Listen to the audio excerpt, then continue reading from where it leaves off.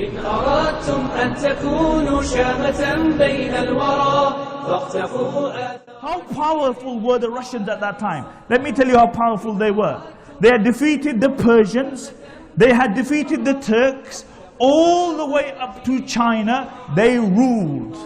Nobody came in their way, all the way up to China. They had Serbia, they had Mongolia, they had Poland. Even the British were concerned, because if they took the Caucasus, then they would be their neighbors in India. And then they were speaking about a crusade. The Russians were speaking about a crusade.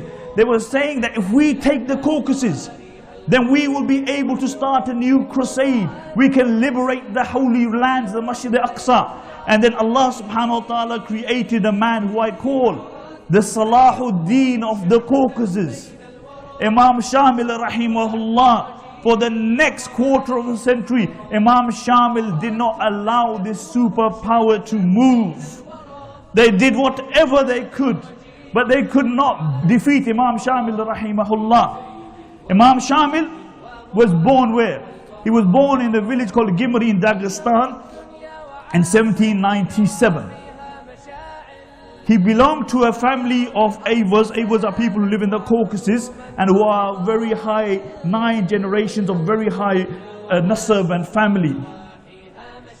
This was what his real lineage was. But the Russians didn't believe that.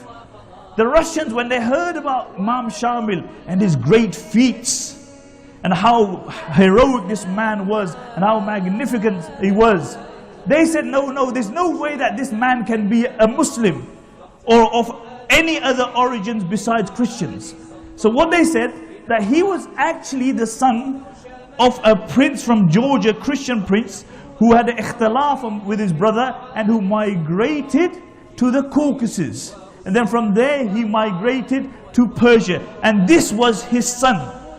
Meaning that Imam Shamil was too good to be a Muslim. He was too good to be a Muslim. Imam Shamil rahimahullah, as a child, he would spend much of his time in the masjid. He would learn the Quran, the Sunnah. He was a man who did a lot of dhikr. He was actually a Sufi.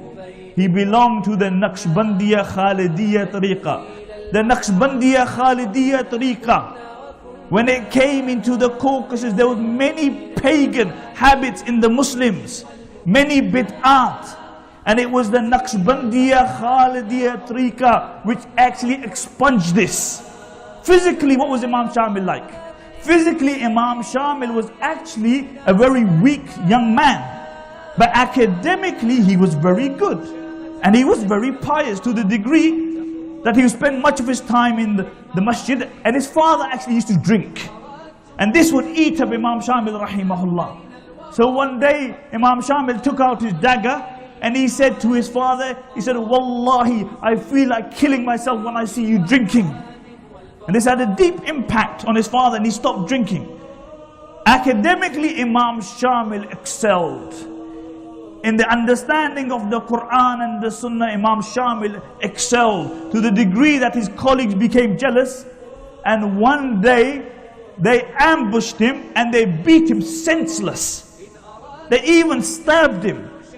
Now amongst the people of the Caucasus, it was a sign of weakness that when you are beaten up, that you run to your parents. You don't do that. So what did he do? He crawled into the forest and then he healed his wounds with herbs and he got better and then he came back.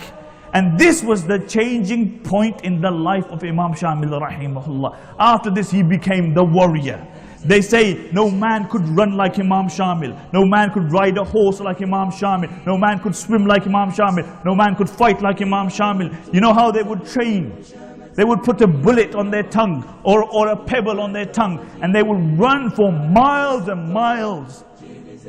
And if you panted and the bullet fell down, that meant that you were not fit enough today. You weren't fit enough yet. Imam Shamil rahimahullah, he could jump over a stream which was 27 feet. He could leap over the shoulder of a person. As far as strength, Imam Shamil was 6'3". They say that he could split the butt of a rifle with one strike.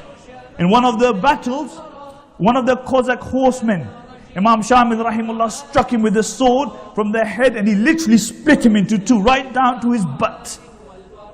Right down to his butt. As while riding a horse, Imam Shamil rahimahullah, he would have a rifle in one hand, a sword in the other hand, and he would control the horse. The reins would be in his mouth. And this is how he would control the horse. He could come down from the horse, come down to the belly and come up from the other side. This is what these people were like. The London Times defined Imam Shamil as the greatest chieftain who ever lived. The Times 150 years ago wrote so many articles on Imam Shamil that the cuttings reached him in the mountains of the Caucasus. The mountains of the Caucasus. فافتحوا آثار جيل للمعالي سطرا جيل زيد وأسيد ومعاذ والبراء.